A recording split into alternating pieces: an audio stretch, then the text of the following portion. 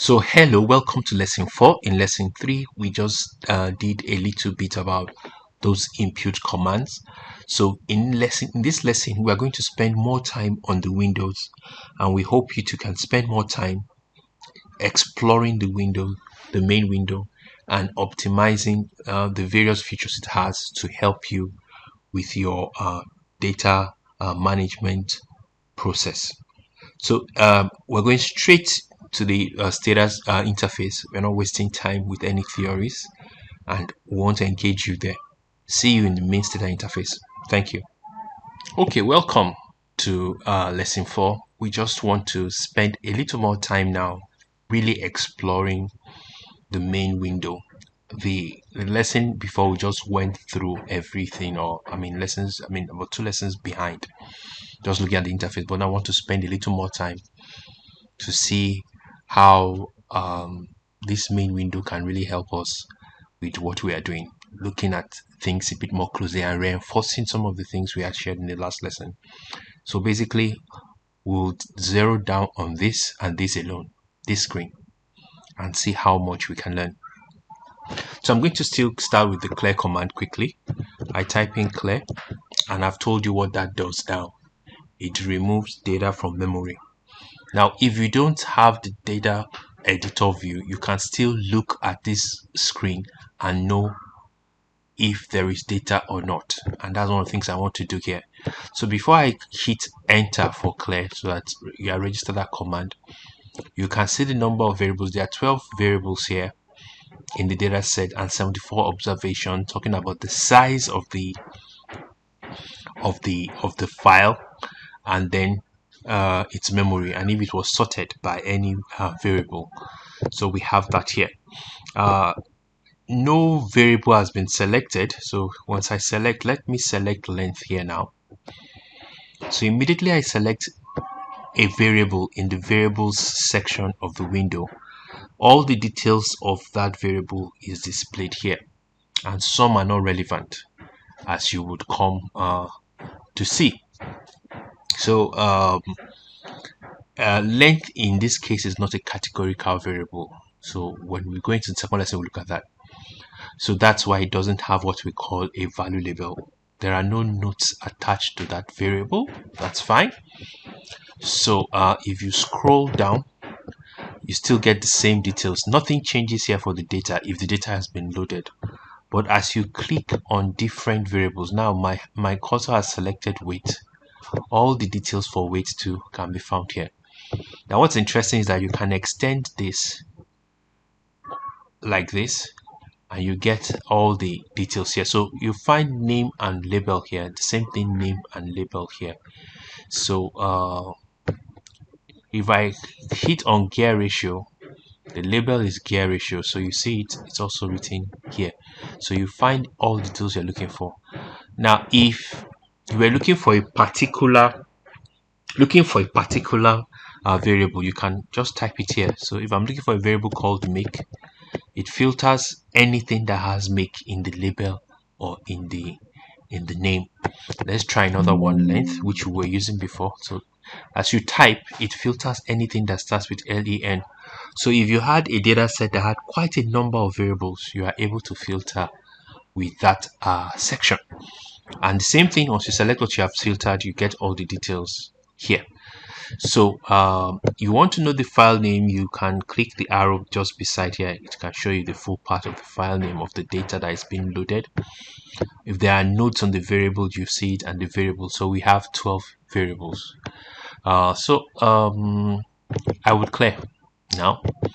So when you clear, nothing stays here. There's no variables because there's no data. So everything here is 0 variables, 0 observations, 0 whatever. So everything just listed there, nothing. Of course, in the history section, it tells you what is going on. So I'm now going to use auto to load the variable back. Now I'm able to do that because there was a clear command that had gone ahead. Everywhere is empty.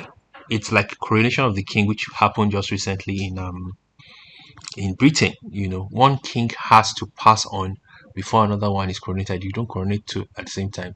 So clear has made way for fresh data to come in. So I can say use auto, and immediately you see that all the data is being loaded already there. So you can see everything here.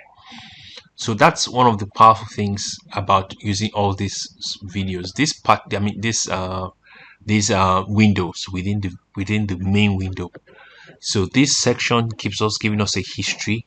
Sometimes goes as long, depending on your section, as long as 200 lines. You keep on storing them here.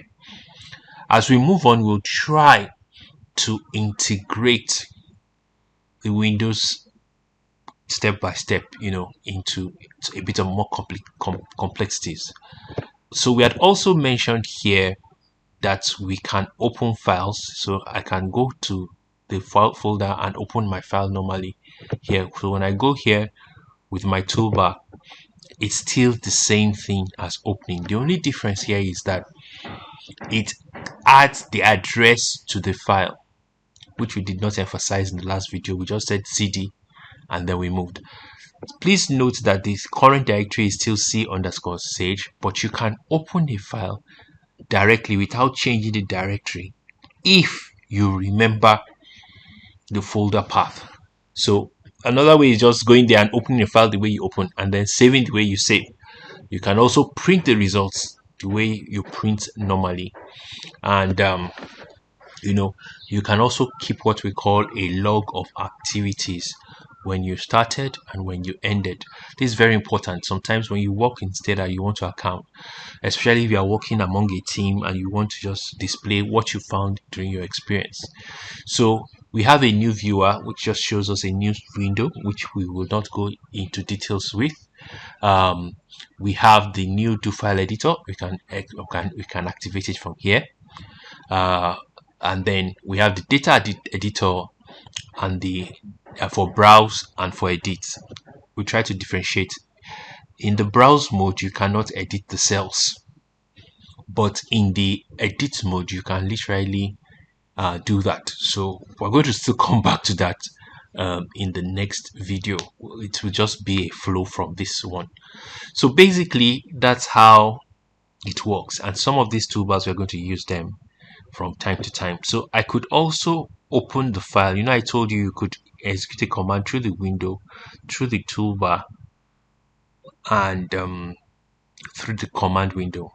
So you can literally come here, file menu, pick the file and open.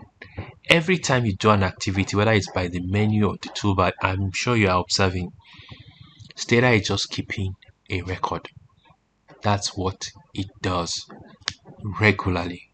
So you're able to do that. There are quite a number of options for edit, quite a number for data. Just play around with them, because as we go deep, there's one for graphics and visualizations. There's one for all the statistics. We have summaries, tables, and and we have what we call the sub menus. When I pick regression diagnostics, I have sub menus, so I keep going and going. I have count up actions, lasso, time series, choice models. These are basic analysis. And for the purposes of this course, we're not going to dwell so much here at all. Our goal is to make sure the data is ready for evaluation. So then the user, graphics, and then statistics, and then windows. So this one is interesting because when I depress, please look at it, this command window. The command window is the window currently highlighted here below, right in the middle and the bottom. So if I tap on it, I can literally delete it. So the command window has disappeared here, which I don't think is a good idea depending on what you're trying to achieve. But you can bring it back by just saying command, tapping here, which I have to really slot it back in.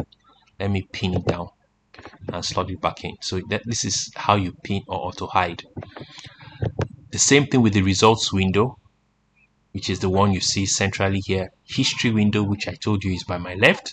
Variables is the top right, and properties the bottom right. Data editor is control 8. Do file editor, I think, is control 9. I'm correct here. So do file editor control 9, and then I can actually switch to those that are currently open. There's some of my do files open, and we have the variables manager. So that's what I would advise. Just play around with it. But bottom line is anything you basically do here. So let's go to like describe data in memory or file. Once I tap it in the menu, so let's just leave empty and just say okay.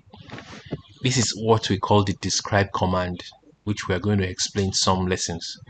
When you tap that, it produces all the results here and gives me the output based on that command. That's what I found here. This is just basically describing all the 12 variables that are in the data set. So describe describes, and I like the way that Stata uses most of its command. They are easy to identify, easy to explain. So describe describes. So basically that's how it goes. And when I'm done with the data set, I can clear and nothing is here again. So some of these things I cannot, activate. I cannot talk about describing data because no data has been loaded. So data editor, change data, creating a new variable, all this happens and they have their own windows. But most of the training will be with do files, and there's a video to show why do files are more effective when you are doing a lot of complex work and automation work where you need feedback. You can do it manually, and that's when I mean manually, I mean when you go to the menu, it's all basically manual. So, or you do it with some kind of level of automation, which do files do. So, we're going to do that in a couple of lessons from now. So basically, this is what it all looks like. I hope you have gained something. Just let me know in the comments. If you have any questions, please don't forget to hit the notification bell, and then please subscribe. Notification allows you to see more videos. We are sending in as many videos as possible, and we want to make sure that we raise a tribe of people who know how to optimize. That's the word, Stata. Many people have Stata, but they're not using it to the maximum level, and that's one of the reasons why we have created this course, that you understand the fundamentals, and then when you want to specialize, it will be so easy for you to just carve out your area of specialization. Thank you so much for your time, and I will see you in the next video.